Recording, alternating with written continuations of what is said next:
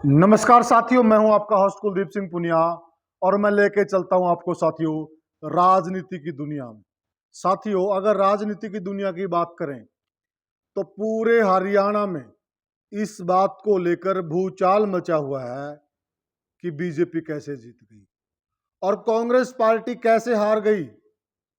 किस प्रकार से तीसरी बार बीजेपी सत्ता में आ गई। बहुत बड़े बड़े राजनीतिक पंडित, बहुत बड़े बड़े चैनल और बहुत बड़े बड़े यूट्यूबर इस बार फेल साबित हो गए। क्यों? क्योंकि सभी के सभी, चाहे बड़े चैनल हों, चाहे यूट्यूबर हों, और चाहे बड़े पत्रकार हों, और चाहे बड़े राजनीतिक पंडित हों, सब के सब कांग्रेस पार्टी को 60-65 सीटें जितवा रहे थे। कोई कोई तो 70 सीटों तक कांग्रेस पार्टी को जितवा रहा था, परंतु ये सभी हकीकत से कोसों दूर थे। ऐसा क्यों? क्योंकि साथियों, जितने भी यह राजनीतिक पंडित हैं, यह ऐसी कमरों में बैठकर सिर्फ वहीं अपनी कागजी कार्रवाई और वहीं अपना कोरम पूरा कर लेते हैं, क्योंकि यह ग्राउंड रिपोर्ट से कोसों दूर थे। या फिर कोई अन्य कारण हो सकता है। यह सब सवाल हम अब जनता पर छोड़ते हैं। क्या वह हकीकत से दूर थे या कोई और अन्य कारण था जो वह एक तरफा कांग्रेस पार्टी को 65-70 सीटें दे रहे थे, जो कि हकीकत इससे परे थी।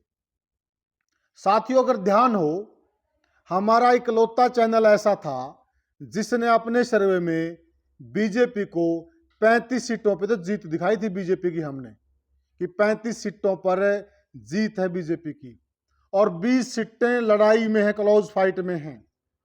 जो भी पार्टी, चाहे कांग्रेस हो चाहे बीजेपी हो, जो भी पार्टी उन सीटों पर जीतेगी वही पार्टी सत्ता में आएगी। ये हमने अपने सर्वे के अंदर दिखाया था। और पिछली बार भी हमने लोकसभा में कहा था कि जितने भी एग्जिट पोल हैं ये सारे के सारे झूठे साबित होंगे। आप चाहे वीडियो निकाल के देख लेना। और इस बार भी हमने कहा था कि 35 सीटें बीजेपी कन्फर्म है, 35 सीटों तो बीजेपी की, उससे ऊपर 20 सीटों पे वो लड़ाई में है। और उन 20 सीटों में से जो पार्टी ज्यादा से ज्यादा सीटें जीतेगी वही पार्टी सत्ता में आएगी। और करीब करीब हमने इतनी ही सीटें हमने कांग्रेस की बताई थी कि इतनी ही सीटें कांग्रेस की भी कन्फर्म है कि वो सीटें कांग्रेस जीतने वाली है और इन सीटों पर लड़ाई है। एक एज सभी के सभी कांग्रेस को दे रहे थे कि एज कांग्रेस को है, क्योंकि कांग्रेस की हवा इतनी ज्यादा बताई जा रही थी। ऐसा क्या कारण हुआ जो कांग्रेस की इतनी हवा थी या फिर बनाई जा रही थी कुछ तथाकथित पत्रकारों द्वारा और बड़े बड़े चैनलों द्वारा और बहुत बड़े बड़े यूट्यूबरों द्वारा। आप जानते ही कौन यूट्यूबर थे जो बहुत ज्यादा कांग्रेस की हवा बना रहे थे। इसके पीछे क्या कारण था? क्या वो हकीकत से दूर थे या फिर हवा बनाई जा रही थी? क्या कारण रहा कि कांग्रेस बहुत बुरी तरह से हारी? आज उन्हीं बातों पर हम विश्लेषण करेंगे। और बीजेपी जीतती क्यों, क्या चीजें उनके पक्ष में चलेगी जिससे बीजेपी को एक प्रचंड जीत हरियाणा के अंदर तीसरी बार मिली। सोचने का विषय साथियों। सबसे बड़ा कांग्रेस का कारण मैं बताऊं साथियों, हार का कारण है। सबसे बड़ा कांग्रेस की हार का कारण ही किसान आंदोलन है साथियों। सच्चाई है ये, क्योंकि किसान आंदोलन बहुत ज्यादा लंबे समय से चला और किसान आंदोलन का बेनिफिट हुआ लोकसभा में कांग्रेस को, इसमें कोई दो राय नहीं। परंतु अभी लोकसभा के बाद कांग्रेस को किसान आंदोलन का नुकसान होना शुरू हो गया था और इस बात को कांग्रेस महसूस नहीं कर पाई और इसका आकलन नहीं कर पाई। क्यों? क्योंकि मैं आपको बताऊं साथियों, मैं ग्राउंड पे जब काम कर रहा था, मैं बहुत सारे ऐसे घरों में गया जो नॉन जाटों के घर थे। मैंने उनके घर पे चाय पी, मैं बैठा, आपने देखा मैं ग्राउंड, इस बार मैंने कई हलकों पर ग्राउंड रिपोर्टिंग की है। तो उनके साथ बैठे तब पता चला कि वो किसान आंदोलन को कुछ और समझते हैं। वो किसान आंदोलन को किसान आंदोलन समझते ही नहीं और कहीं ना कहीं एक वर्ग के खिलाफ, एक पार्टी के खिलाफ अंदर खाते उनके अंदर एक गुस्सा पनप रहा था और वो गुस्सा निकला वोट की चोट पर। दूसरी बात, कांग्रेस के अंदर जो आपसी कलह था, जो आपसी फूट थी, वो बहुत ज्यादा थी। कांग्रेस में एकमात्र सिर्फ हुड्डा और हुड्डा का जो गुट था वो हावी हो गया। अभी आप समझेंगे कि जो शमशेर सिंह गोगी असंध से विधायक थे, उन्होंने तो यहां तक कह दिया कि कांग्रेस की हार नहीं हुई है, हुड्डा कांग्रेस की हार हुई है। ऐसा कहा है कांग्रेस के प्रत्याशी शमशेर सिंह गोगी जो असंध से हार गए हैं। और जो प्रविंदर परी हैं अंबाला कैंट से, जो कांग्रेस के प्रत्याशी थे, उन्होंने कहा कि ये कांग्रेस की हार नहीं है, ये बीडी कांग्रेस की हार है। बीडी कांग्रेस की, बीडी का बी से मतलब भूपेंद्र सिंह हुड्डा और डी से मतलब दीपेंद्र सिंह हुड्डा, उनकी हार है। यानी कि कांग्रेस से इस प्रकार के सवाल उठने शुरू हो गए। और हरियाणा कांग्रेस की बहुत बड़ी दलित समाज की नेता, जो लंबे समय से अंदर खाते कांग्रेस से नाराज चल रही थी और चुनाव में वो कहीं नजर भी नहीं आई, कुमारी शैलजा। उसका कारण है कि वो नजर नहीं आई। और अब जब उसके बयान आ रहे हैं तो उनकी तरफ से भी यही बयान आ रहे हैं कि कांग्रेस पार्टी में सिर्फ एक ही प्रकार के लोगों की चलती रही और एक ही प्रकार के कांग्रेस पार्टी को चलाते रहे, जिससे जो और लोग थे कहीं न कहीं उनकी आवाज दब के रह गई। विश्लेषण करना होगा, जो कांग्रेस संपूर्ण जातियों की कांग्रेस मानी जाती थी, ऐसा कुमारी शैलजा का कहना है कि वह कांग्रेस लोगों को ऐसा लगा कि विशेष वर्ग की बनकर रह गई है। यानी कि नाराजगी बहुत बहुत ज्यादा है साथियों, अंदर खाते कांग्रेस के। अब बात करते हैं सिलसिलेवार। उचाना से बहुत बड़े नेता कांग्रेस पार्टी के चौधरी साहब, चौधरी बीरेंद्र सिंह के लड़के ब्रजेंद्र सिंह हार गए। और आप हमारे पुराने वीडियो उठाकर देख लीजिए, हमने बार बार ये कहा था कि इस बार चौधरी ब्रजेंद्र सिंह को पूरा पूरा खतरा है। कितने भी वीडियो आप उठा के देख लीजिए। और हमने कई वीडियो में यह भी कहा था कि इस बात का फायदा बीजेपी को मिलेगा। आप सारे कारण आपके सामने हैं। चौधरी साहब का जो वोट था, चौधरी साहब के वोट में सेंध लगाई, सबसे ज्यादा सेंध लगाई बीरेंद्र सिंह गोगड़िया ने, सेंध लगाई विकास कड़ा चेयरमैन ने, सेंध लगाई दिलबाग सिंह संडील ने। 4-5 नेताओं ने कांग्रेस पार्टी के वोट बैंक में सेंध लगाई।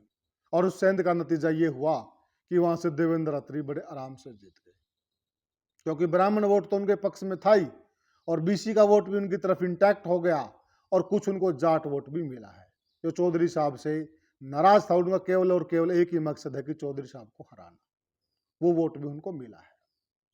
और दूसरी सबसे बड़ी हार की चर्चा हो रही है अभय सिंह चौटाला की हार की। साथियों, अभय सिंह चौटाला की जो हार है वो सबको कुचोटती है, क्योंकि अगर किसान आंदोलन का इतना ज्यादा असर था और वाकई में किसान उस पार्टी के प्रति ईमानदार थे, जिसने सिर्फ एकमात्र पूरे भारतवर्ष के विधायक से अभय सिंह चौटाला, जिसने किसानों के समर्थन में इस्तीफा दिया था, तो वो भी हार गए।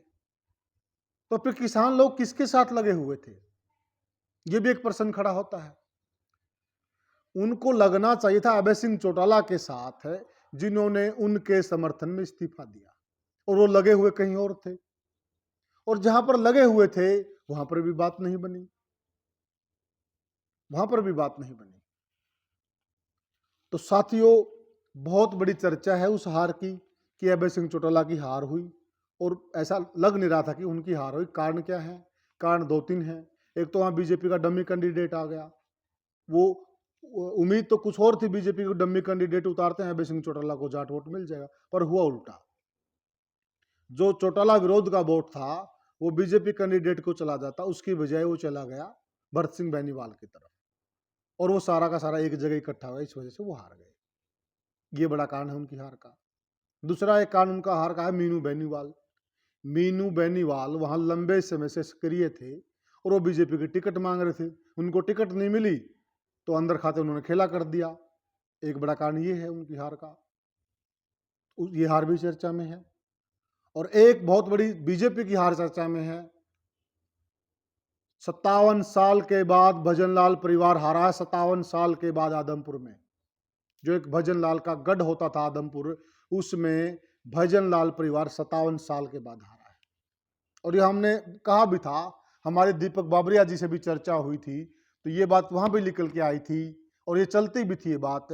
अगर भजनलाल को कोई हराएगा तो जब कांग्रेस पार्टी बीसी का उम्मीदवार उतारेगी तभी भजनलाल परिवार हार सकता है, और इस बार वो ऐसा ही हुआ। जो रामजी लाल जांगड़ा चौधरी भजनलाल के खासम खास होते थे, और एक जमाने में चौधरी साहब तो मुख्यमंत्री की कुर्सी संभालते थे, तो आदमपुर में जो भी कामकाज होता था सारा कुछ कामकाज रामजी लाल जांगड़ा ही संभालते थे, भजनलाल के बिल्कुल खासम खास। आज उन्हीं के भतीजे चंद्र प्रकाश जांगड़ा ने उसी भजनलाल के गढ़ को ढहा दिया साथियों, उसी भजनलाल के गढ़ को। और ये पता भी चल रहा था, ये चर्चाओं में भी था, हमारी भी चर्चा हुई थी इस विषय पर, कि बीसी को अगर टिकट दे दी तो मुश्किल हो जाएगी, और वो मुश्किल हो गई। क्योंकि जो जाट वोट है, जाट वोट तो वहां जब से जयप्रकाश जी ने चुनाव लड़ना शुरू किया था तभी से जाट वोट एक इंटैक्ट हो गया था, और वो जयप्रकाश की तरफ डलने लगा, तो कांग्रेस की तरफ आ गया था। तो जाट वोट ने तो आना ही था, उसका तो मकसद ये था कि हम भजनलाल का गढ़ गिराया जाए। तो कुल जाट वोट आ गया, और बीसी का प्रत्याशी था, अपने बीसी के उसमें से वो कुछ वोटें ले आया, और बस हार गए भव्य बिश्नोई। और ये हार इस परिवार को कितनी महंगी पड़ती है ये भी देखना होगा, और हल्के को कितनी महंगी पड़ती है ये भी देखना होगा। हाँ, एक कारण भजनलाल परिवार का भी सबसे बड़ा कारण है हार में, उनका भी बड़ा हाथ है। क्योंकि आदमपुर की जनता भजनलाल को निरंतर वोट देती है, निरंतर लगातार वोट देती है, लगातार जितवाती हारी है। और यह परिवार क्या करता है, वोट लेता है और दिल्ली जाकर बैठ जाता है। क्यों भाई? जनता वोट देती है आपको बीच में रहने के लिए, काम करने के लिए। आप वोट लेते दिल्ली जाके बैठ जाते हैं। तो अब जनता सयानी हो चुकी है, जनता ये भी देखती है कि कौन आदमी हमारे बीच में रहता है। तो ये हार का कारण भी बड़ा कारण है, और इसीलिए वो हार गए। जनता ने उनको इस चीज का एहसास करवा दिया कि जनाबे आली अगर दिल्ली रहेंगे तो दिल्ली दरबार, और फिर हम लोग यहां, तो दिल्ली दरबार से सब कुछ नहीं चलेगा। तो वो समझ भी गए होंगे। अब एक हार और बहुत ज्यादा चर्चा में है, वो भी बीजेपी की हार है, कैप्टन अभिमन्यु की हार। उसकी भी बड़ी चर्चा हो रही है। अब तो लोगों ने यहां तक कहना शुरू कर दिया, हल्का नारनौंद के लोगों ने यहां तक कहना शुरू कर दिया है कि बहुत बड़ी भूल हो गई है। पूछा तो क्यों हो गई भाई? हमारी भी बात हुई डाटा गांव के, मसूदपुर गांव के, गुराना गांव के, हैबतपुर गांव के, खेड़ी चोपटा गांव के लोगों से बात हुई हमारी हार के बाद। तो क्यों हो गई? बोला जी पता नहीं था, हम तो यह मान के चल रहे थे कि बीजेपी हारने वाली है और कांग्रेस का राज आने वाला है। हमने तो पता ही नहीं था कि राज बीजेपी का आएगा। अगर हमें ऐसा पता होता तो हम इस बार कैप्टन साहब को जरूर जितवाते। तो इसका मतलब समझ रहे हैं आप? चलो एक पहलू तो ये हो गया, दूसरे पहलू पे गौर करते हैं। दूसरा पहलू क्या कहता साथियों, इकलौता ऐसा विधायक है हरियाणा का जिसका चर्चा अपने हलके को छोड़कर बाकी हलकों में भी होता है। कैप्टन अभिमन्यु के बारे में एक बात कही जाती है कि उस बंदे ने हलके में इतने काम करवाए, इतने काम तो मुख्यमंत्री के हलके में भी नहीं हुए। तो इसका मतलब काम की कदर नहीं है, काम को तो वोट मिलता ही नहीं। इसका मतलब तो यही हुआ, अगर काम को वोट मिलता होता तो कैप्टन साहब नहीं हारते। जी ठीक है, एक पहलू और भी है इसका। एक पहलू क्या है कि जो किसान आंदोलन था, किसान आंदोलन का सबसे ज्यादा प्रभाव था नारनौंद क्षेत्र में, और विशेषकर बारा में। बारा खाप के लिए तो बोला ही जाता था। खुद कैप्टन अभिमन्यु को भी इस बात का संशय था कि बारा कितनी बड़ी लीड देने वाला है जस्सी पेटवाड़ को, परंतु उतनी बड़ी लीड वहां से नहीं आई जहां से आने का खतरा था। लीड तो आई वहां से, पर इतनी बड़ी नहीं आई जितना अंदेशा जता जा रहा था। हमारे आंकलन में वहां लीड आ रही थी 5-6 हजार की, और लगभग वही आई है, 6-7 हजार के आसपास वहां से लीड आई है। तो और हमने काफी लोगों में वहां बैठे थे। मैं चुनाव के वोटिंग वाले दिन में हैबतपुर गांव में गया, मैं छोटी बड़ी खेड़ी दोनों खेड़ियों में गया, कापड़ों में गया, मैं कोथ में गया, कई गांव में गया मैं वोटिंग वाले दिन, क्योंकि मैं वोटिंग पैटर्न देखना चाहता था कि जो वोटिंग हो रही है वो किस मानसिकता के साथ हो रही है, और वो चीज मैंने वहां जाकर महसूस भी की। तो जितना बड़ा बूम था उतना बड़ा बूम नहीं था। हार का एक मुख्य कारण रहा किसान आंदोलन, इसमें कोई दो राय नहीं है, क्योंकि किसानों की एक नाराजगी बीजेपी के प्रति थी। बहुत सारे सर्वे में यह बात निकल कर रहा है, हमने भी लोगों से बात की, बहुत लोगों से नारनौल में बात की, उनका कहना था कैप्टन साहब से नाराज नहीं है, हम बीजेपी पार्टी से नाराज हैं, और पार्टी से नाराज होकर हम यह काम कर रहे हैं कि कैप्टन साहब को वोट नहीं डाल रहे हैं। दूसरा यह था कि सरकार कांग्रेस की आने वाली है, पर हो गया उल्टा। अब कह रहे हैं कि गलती हो गई, चलो अब 5 साल बाद आएगी अब तो ये चर्चा भी बड़ी हार में, ये जो हार है, ये हार भी बड़ी चर्चा में है। और एक बहुत हार हुई है मंत्रियों की, बहुत बड़े बड़े मंत्री हार गए। अब मंत्रियों की बात करें तो मंत्रियों के अंदर है सुभाष सुधा, थानेसर से कुरुक्षेत्र सीट से, वहां में हम गए थे, अभी कुरुक्षेत्र में हमारा जाना हुआ था, वहां जिक्र भी था कि भाई सुभाष सुधा जीतेंगे या फिर अशोक अरोड़ा जी जीतेंगे। पिछली बार भी वहां 700-800 वोटों से अशोक अरोड़ा जी हार गए थे, और इस बार भी ऐसा बता जा रहा था जी कांटे का मुकाबला है, और सुभाष सुधा से इस हद तक लोग नाराज भी नहीं लग रहे थे वहां पर। परंतु एक नाराजगी वहां नजर आ रही थी कि सुधा जी लोगों में कम आए हैं, ये नाराजगी थी। हम कई चाय की दुकानों पे बैठे, वहां हमने चर्चा भी की इस बात की, तो लोगों के बीच में कम रहे। मंत्री जी हार गए, असीम गोयल जी हार गए, तो बड़े मंत्री हारे हैं।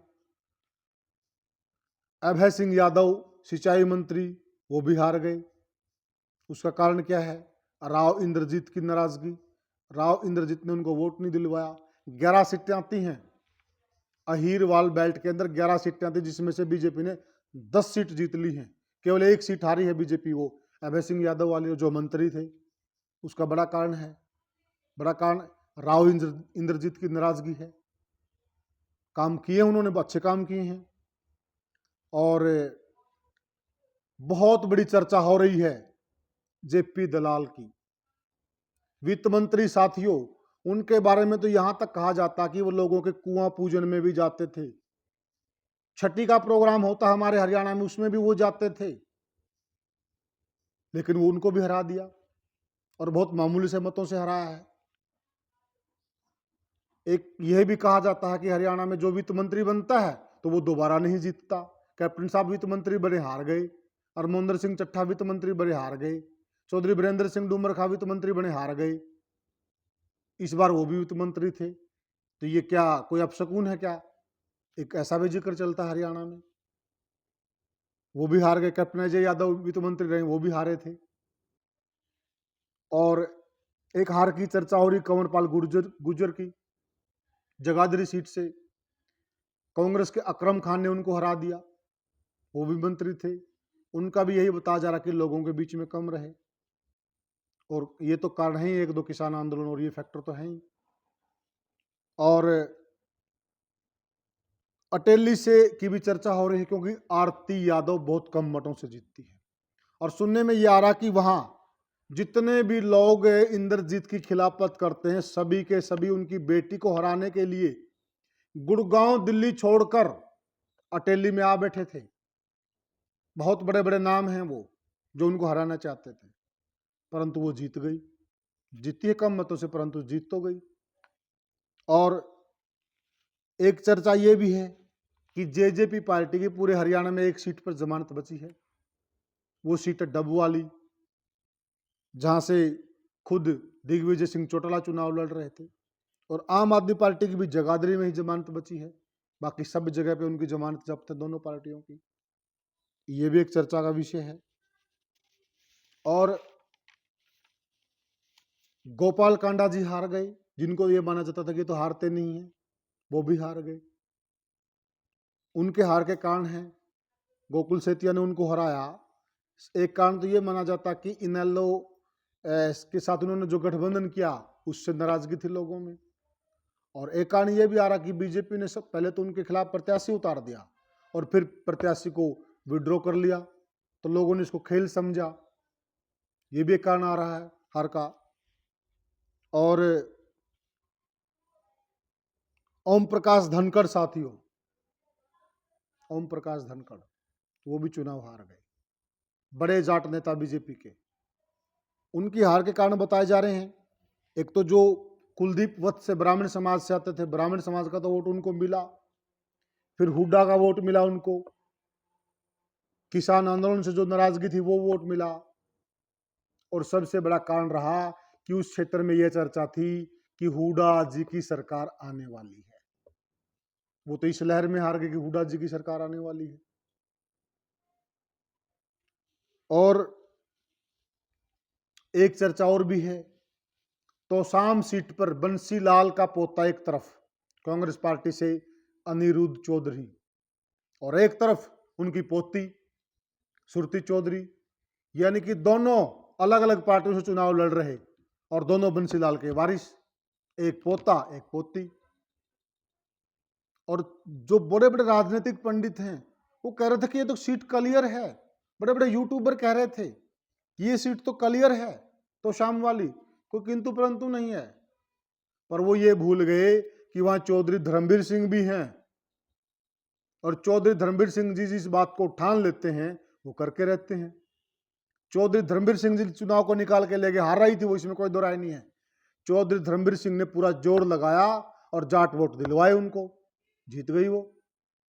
और खुद भी ऐसी बात नहीं है, क्योंकि वहां के लोगों का ये कहना, हमारी कई लोगों से बात हुई, वो बंसीलाल का असली वारिस सुरती चौधरी को ही मानते हैं। क्योंकि जब चौधरी सुरेंद्र सिंह की 13वीं थी तो सुरती चौधरी को ही वह पग बांधी गई थी, इसलिए वो उसी को उन्हीं को वारिस मानते हैं। जीत गई वो। और एक चर्चा और भी है, चिरंजीव राव अपने आप को डिप्टी सीएम का वो दावेदार बता रहे थे कि मैं डिप्टी सीएम बनूंगा कांग्रेस पार्टी से, और हार गए। डिप्टी सीएम बन रहे थे, क्यों हार गए? क्योंकि जो हरीरवाल की बेल्ट की सीटें हैं, और कौन है, छोटा नाम नहीं है ये, इनके पिताजी captain Ajay Singh Yadav OBC cell के अध्यक्ष हैं, लालू के दामाद हैं ये, लालू प्रसाद यादव के दामाद हैं चिरंजीव राव, बड़ा नाम है क्षेत्र का। लेकिन वहां राव इंद्रजीत का सारा सिस्टम है, और राव इंद्रजीत ने कौशली से लक्ष्मण सिंह यादव को वहां बुलाकर टिकट दिलवाई, और लक्ष्मण सिंह यादव ने उनको हरा दिया, और अच्छे मतों से हराया है। 28-29 हजार की हार हुई है उनकी, अच्छी खासी हार है। तो साथियों, ये हमने आपको बताया कि यह चेहरे हारे हैं, क्यों हारे हैं, कारण बताया। और सबसे बड़ा सोचने वाली बात यह कि साथियों कि ये ऐसा क्या हुआ, लोकसभा में भी ऐसा हुआ था। अब थोड़ा सोचिए, इस पे आत्मचिंतन कीजिए। जितने बड़े बड़े चैनल, जितने बड़े बड़े नाम, जितने बड़े बड़े यूट्यूबर, सब के सब उस वक्त बीजेपी को बहुत ज्यादा सीटें दे रहे थे, और हुआ उल्टा। हमने एक वीडियो बनाई थी कि सारे के सारे एग्जिट पोल गलत होंगे, वीडियो निकाल के देख लीजिए, हुआ भी ऐसा ही। इस बार भी हमने कहा था कि सारे के सारे एग्जिट पोल गलत होंगे।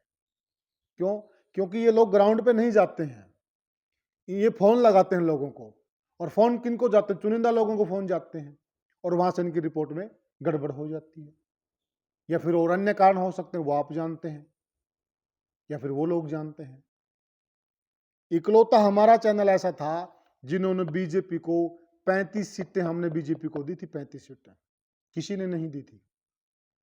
इकलौता हमारा चैनल था, 35 सीटों पे हमने जीत बताई थी, और 18-20 सीटों पे हमने लड़ाई बताई थी कि कांटे की फाइट है, 5000 से नीचे है, वो कोई भी जीत सकता है। और हुआ भी ऐसा, कांग्रेस भी जीत सकती थी वो सीटें, ऐसा नहीं कि कांग्रेस नहीं जीत सकती थी, जीत सकती थी वो, पर वो बीजेपी ने काम किया था और वो मैं बताता हूं कि क्या फैक्टर रहे। साथियों, कुमारी शैलजा का भी बहुत बड़ा फैक्टर रहा। जो चमार समाज का वोट है, पिछली बार लोकसभा चुनाव में एक तरफा कांग्रेस को डल गया था, वही चमार समाज का वोट है। यानी कि पूरे अगर हम एससी की वोट करें, 21% वोट है एससी का हरियाणा के अंदर, 14% वोट बीजेपी ले गई, 14% वोट। ये भी एक बड़ा कारण है। तवज्जो नहीं मिली उनको, 2 सीटें ही तो मांग रही थी कि मुझे नारनौल दे दो और मुझे उकलाना दे दो। हुड्डा साहब ने नहीं दी तो रूठ के बैठ गई, और फिर नतीजा ये आता है। अपनी जगह पे वो भी सही है, परंतु पार्टी की तो हार हो गई। ये एक बड़ा कारण है। तो साथियों, अगले वीडियो में मैं आपको डिस्ट्रिक्ट वाइज और लोकसभा वाइज बताऊंगा कि किस लोकसभा में किस पार्टी ने कितनी सीटें जीती और कितनी हारी और क्यों, उसका भी हम विश्लेषण करेंगे। अभी हमने ये विश्लेषण किया आपके साथ, तो कमेंट सेक्शन में हमें बताइएगा कि आपको हमारा विश्लेषण कैसा लगा। और आपका प्यार साथियों हमें निरंतर मिलते रहना चाहिए। आपके प्यार के हम भूखे, और आप लोग जब हमें प्यार भेजते हो तो हम उससे हमें ऊर्जा मिलती है, और ज़्यादा अधिक मेहनत और ऊर्जा के साथ हम काम करते हैं। तो आपसे विनती है कि वीडियो को ज़्यादा से ज़्यादा शेयर कीजिए, चैनल को सब्सक्राइब कीजिए और लाइक कीजिए। साथियों, राम राम।